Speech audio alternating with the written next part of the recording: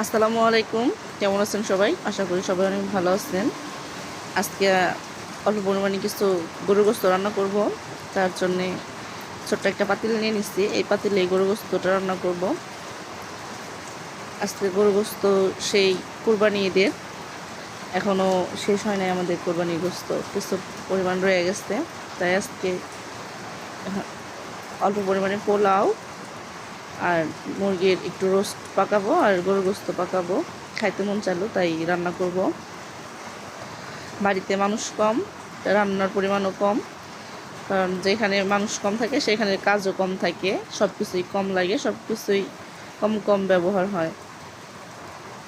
মানুষ বেশি তো কাজ বেশি, মানুষ কম তো কাজ কম। তো আমি এখানে গরুর গোশত ধুয়ে ঝরাইয়া নিছিলাম আর সব মশলা কষানোর পরে গরুর গোশতটা দিয়ে দিলাম।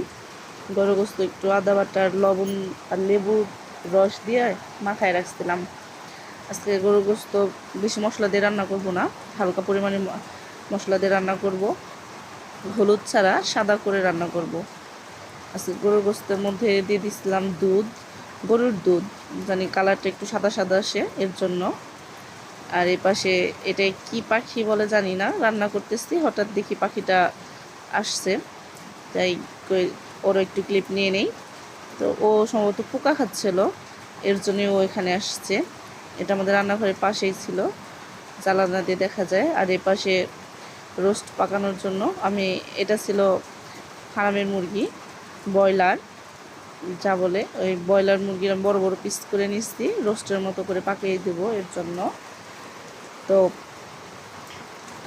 আমি এই গোস্ত ধুয়ে ভালো করে ধুয়ে ঝরান দিয়ে নিচ্ছিলাম, জানি পানি ঝরে যায়। এরপরে লবণ, লেবুর রস, আদা বাটা এগুলো দিয়ে মাখায় রাখছি, মাখায় ফ্রিজে নর্মালি রেখে দিচ্ছিলাম বেশ কিছু সময়।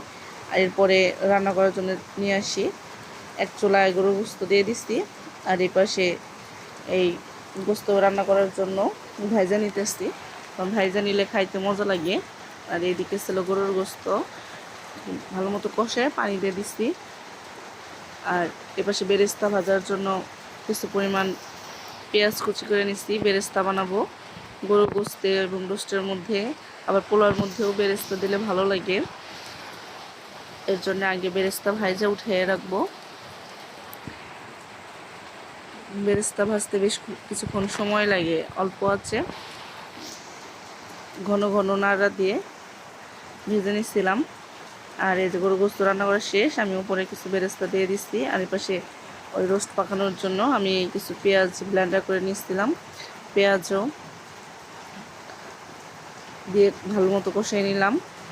আর আমার টক দই ছিল না, এর জন্য আমি গরুর দুধ ইউজ করছি, লিকুইড।